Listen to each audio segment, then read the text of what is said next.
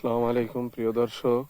আপনি বিকালবেলার এই পাটের খেতে আসলে অন্যরকম একটা ফিল পাবেন, যেটা হয়তো কক্সবাজার কুয়াকাটা গেলেও নাও পাইতে পারেন। তো সুন্দর আসলে এই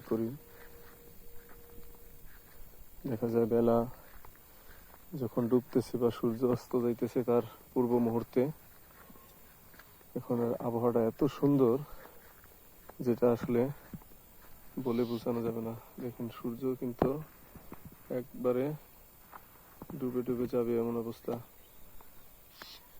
কত সুন্দর! আল্লাহ, আলহামদুলিল্লাহ, আল্লাহর কি নিয়ামত।